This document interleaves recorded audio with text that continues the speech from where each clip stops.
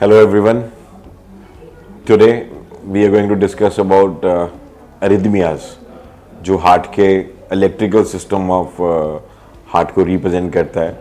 Normally एक idol heart beat जो होती है वो एक मिनट में 60 to 100 टाइम्स हमारा हार्ट बीट करता है. 60 to 100 बीट्स पर मिनट. 60 के नीचे ब्रेडिकार्डिया, 100 के ऊपर भी take it as an tachycardia.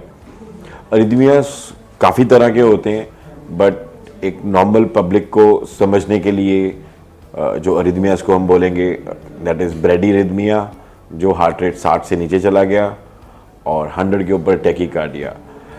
Tachycardia जिसके अंदर हम कई बार सुनते हैं कि किसी पेशेंट की हार्ट बीट इरेगुलर हो गई, कि वो आपस में हार्ट के चारों चैम्बर्स हैं वो सिंक होकर नहीं चल रहे हैं, उसको हम बोलते हैं atrial fibrillation, which carries a very high risk of stroke.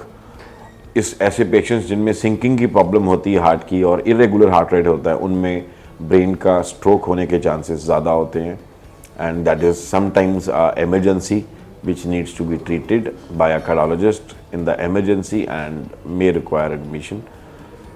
ब्रेडिकार्डियाज, कुछ ब्रेडिकार्डियाज हैं जिनके अंदर ट्रीटमेंट का ज़रूरत नहीं होता है, वॉच करना होता है या उसको फर्दर इन्वेस्टिगेट करना होता है.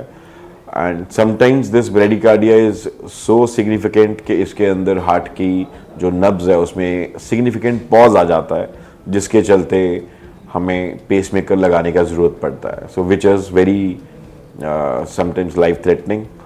कई बार ये ब्रेडिकार्डिया रिवर्सिबल कॉजेज़ के कारण होता है, जैसे कि पोटाशियम के लेवल्स हद से ज़्यादा बढ़ना, या फिर किसी के पेशेंट का जो डोज है और बीटा ब्लॉकर का, जो कि हार्ट या ब्लड प्रेशर के लिए मेडिकेशंस कॉमनली दी जाती हैं, that can also be one of the reason where हमें पेशेंट को एडवाइस करना पड़ता है कि उस दवाई को बंद किया जाए, कम किया जाए, एंड सब्सिक्वेंटली पेशेंट का हार्ट रेट बेटर हो जाता है.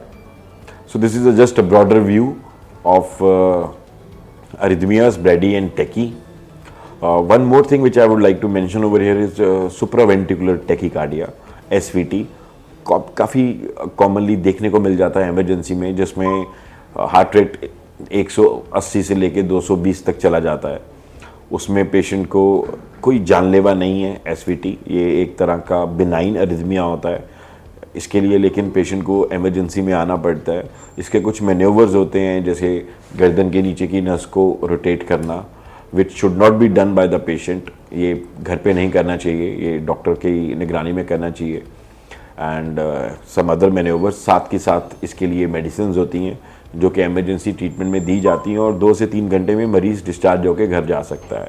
उसके बाद लाइफ लॉन्ग मेडिकेशन खाने का ज़रूरत पड़ सकता है, जिसकी एडवाइस आपको आपके कार्डियोलॉजिस्ट ही दे पाएंगे जब वो ये डायग्नोसिस बनाएंगे. So in this video I have explained you a broader term arrhythmia having a bradycardia, tachycardia and some common tachy arrhythmias. So guys, keep yourself healthy, keep your heart healthy, and see your cardiologist if you are seeing any type of deviation from your ideal heart rate. And don't forget to put likes and sharing over our videos. We'll keep posting more. Thank you.